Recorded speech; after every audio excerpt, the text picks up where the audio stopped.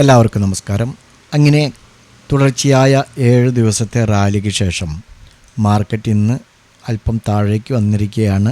ഒരു 15 minutes time ഫ്രെയിമിൽ നമ്മൾ നോക്കുമ്പോൾ ഒരു റൗണ്ട് പാറ്റേൺ ഫോം ആയത് കാണാൻ കഴിയും. കറക്റ്റായിട്ട് ഇവിടെ ഡബിൾ ബോട്ടം സപ്പോർട്ട് എടുത്തു എന്ന് പറയാൻ കഴിയില്ല.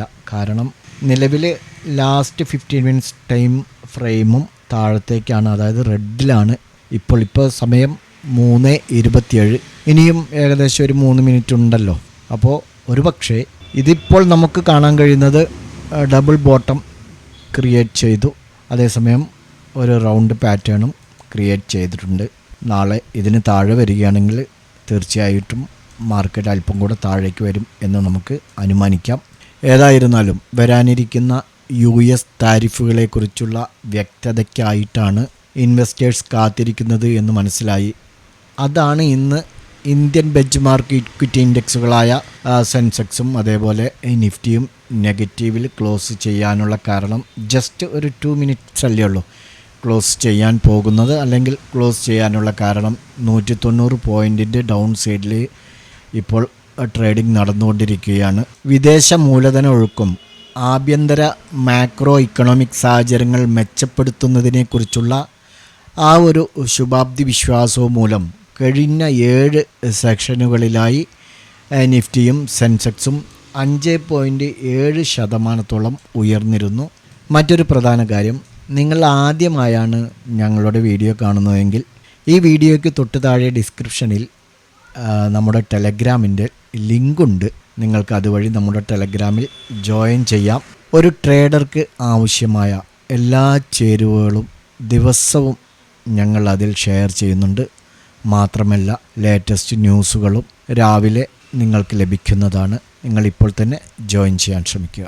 ഓക്കെ, മാർക്കറ്റിലേക്ക് വരുമ്പോൾ അമേരിക്കൻ പ്രസിഡന്റ് തീരുവ സംബന്ധിച്ച് നടത്തുന്ന പ്രസ്താവനകളിലാണ് മാർക്കറ്റിൻ്റെ ശ്രദ്ധ എന്ന് മനസ്സിലായി. ചില രാജ്യങ്ങൾക്ക് പകരത്തിന് പകരം തീരുവയിൽ ഇളവ് നൽകുമെന്ന പ്രസ്താവനയിൽ ഇന്ത്യയും മറ്റ് ഏഷ്യൻ രാജ്യങ്ങളും വലിയ ആശ്വാസമാണ് കാണുന്നത്. പക്ഷേ ആർക്കൊക്കെയാണ് ഇളവ് ഉണ്ടാകുക എന്ന് ഇതുവരെ പറഞ്ഞിട്ടില്ല.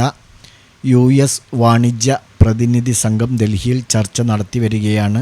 അമേരിക്കയിൽ നിന്നുള്ള $2,300 കോടി ഇറക്കുമതിക്ക് ചുങ്കം കുറയ്ക്കാൻ ഇന്ത്യ സമ്മതിക്കും എന്നുള്ള ഒരു സൂചനയുണ്ട്. പക്ഷേ ധാന്യങ്ങൾ അടക്കമുള്ള കാർഷിക ഇറക്കുമതി അനുവദിക്കണം എന്ന ആവശ്യം ചർച്ചയുടെ പുരോഗതിക്ക് തടസ്സമാണ്.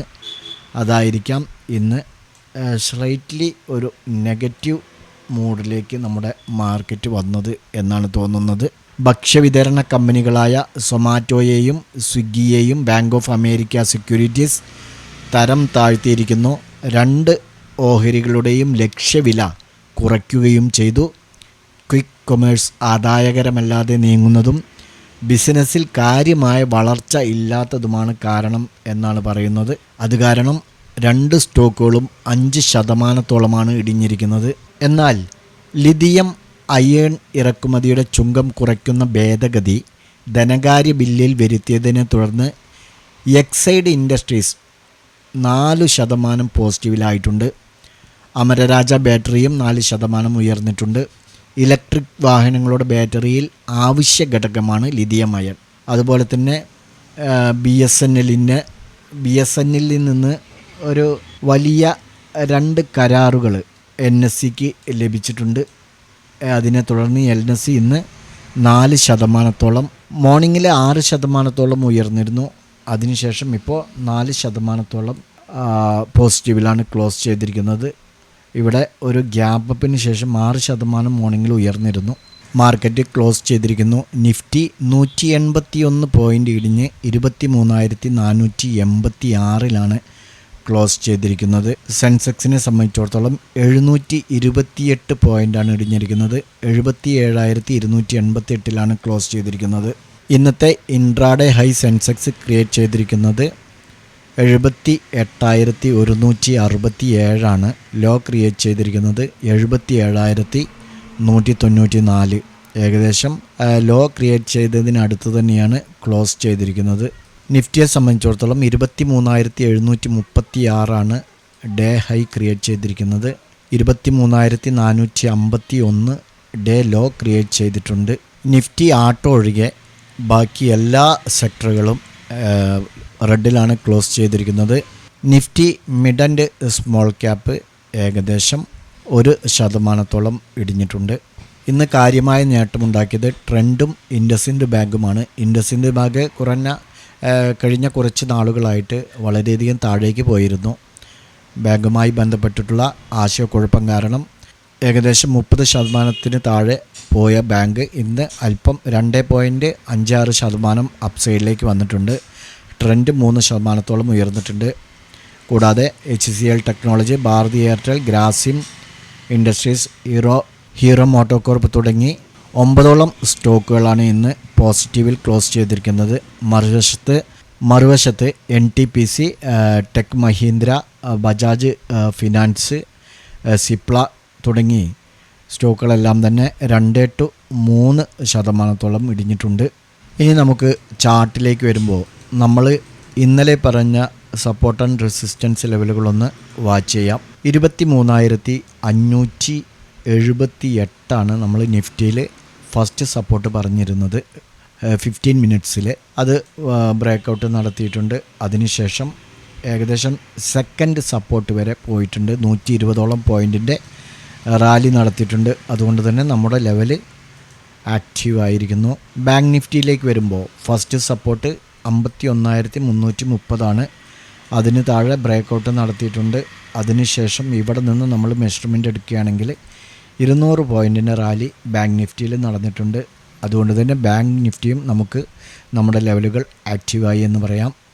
അടുത്തത് സെൻസെക്സിലും നിഫ്റ്റിയിലും സമാനമായ രീതിയിലാണ് ഫസ്റ്റ് സപ്പോർട്ട് ബ്രേക്കൗട്ട് ചെയ്തു. ഫസ്റ്റ് സപ്പോർട്ട് ബ്രേക്കൗട്ട് ചെയ്തതിന് ശേഷം ഇവിടെ നിന്നും നോക്കുകയാണെങ്കിൽ സെക്കൻഡ് സപ്പോർട്ട് കറക്റ്റായിട്ട് എടുത്തിട്ടുണ്ട്. 350 പോയിൻറ്റിൻ്റെ റാലി നടത്തിയിട്ടുണ്ട്. 3 ഇൻഡെക്സുകളും ഇന്നത്തെ ലെവലുകൾ നമുക്ക് ആക്റ്റീവായിട്ടുണ്ട്. ഓക്കെ, ഇനി നമുക്ക് നാളെ ഏതെല്ലാം സപ്പോർട്ട് ആൻഡ് റെസിസ്റ്റൻസ് ലെവലുകളാണ് വാച്ച് ചെയ്യാനുള്ളതെന്നുള്ളത് നോക്കാം. നമുക്ക് ആദ്യമായി 23,430 ഇമ്മീഡിയറ്റ് സപ്പോർട്ടായിട്ട് വാച്ച് ചെയ്യാവുന്നതാണ്. സെക്കൻഡ് സപ്പോർട്ട് 23,280 നിഫ്റ്റിയെ സംബന്ധിച്ചിടത്തോളം. ഫസ്റ്റ് റെസിസ്റ്റൻസ് ആയിട്ട് നമുക്ക് 23,640 സെക്കൻഡ് റെസിസ്റ്റൻസ് 23,745 നമുക്ക് നിഫ്റ്റിയിൽ ഇങ്ങനെ വാച്ച് ചെയ്യാവുന്നതാണ് നാളെ. സെക്കൻഡ് റെസിസ്റ്റൻസ് നമുക്ക് അല്പം കയറ്റി വയ്ക്കാം. 23,790. ഓക്കെ, 23,790, 800 ഈ ഒരു റേഞ്ചിൽ വാച്ച് ചെയ്താൽ മതിയാവും. നിഫ്റ്റിയിൽ നമുക്ക് ഇങ്ങനെ നാളെ വാച്ച് ചെയ്യാവുന്നതാണ്. അടുത്തത് ബാങ്ക് നിഫ്റ്റി. ബാങ്ക് നിഫ്റ്റിയിൽ നമുക്ക് ഫസ്റ്റ് സപ്പോർട്ടായിട്ട് ഇവിടെ വാച്ച് ചെയ്യാവുന്നതാണ് 51,060. Second support 50,800. ഓക്കെ, നമുക്ക് ഫസ്റ്റ് റെസിസ്റ്റൻസ് ആയിട്ട് ഇവിടെ വാച്ച് ചെയ്യാവുന്നതാണ് 51,510. Second resistance 51,790. Third resistance 52,000. അപ്പോൾ ബാങ്ക് നിഫ്റ്റിയിൽ നമുക്ക് ഈ ലെവലുകൾ വാച്ച് ചെയ്യാവുന്നതാണ്. സെൻസെക്സിലേക്ക് വരുമ്പോൾ നമുക്ക് ഫസ്റ്റ് സപ്പോർട്ട് ഇവിടെയാണുള്ളത് 76,620. ഓക്കെ, സെൻസെക്സിലേക്ക് വരുമ്പോൾ നമുക്ക് ഫസ്റ്റ് സപ്പോർട്ടായിട്ട് ഇവിടെ വാച്ച് ചെയ്യാവുന്നതാണ് 77,040. Okay, second support 76,620. നമുക്ക് റെസിസ്റ്റൻസ് ആയിട്ട് ഫസ്റ്റ് റെസിസ്റ്റൻസ് ആയിട്ട് നമുക്ക് ഇവിടെ 77,880 വാച്ച് ചെയ്യാം. സെക്കൻഡ് റെസിസ്റ്റൻസ് ആയിട്ട് 78,280. ഓക്കെ, അപ്പോൾ സെൻസെക്സിൽ ഇങ്ങനെയും വാച്ച് ചെയ്യാം. ഈ 3 ഇൻഡെക്സുകളും നിങ്ങളുടെ ട്രേഡിംഗ് പ്ലാറ്റ്ഫോമിൽ ആഡ് ചെയ്യുക. ഞങ്ങളുടെ ഈ ലെവലുകൾ, സപ്പോർട്ട് ആൻഡ് റെസിസ്റ്റൻസ് ലെവലുകൾ കൃത്യമായിട്ട് വരയ്ക്കുകയോ സ്ക്രീൻഷോട്ട് എടുക്കുകയോ ചെയ്യുക.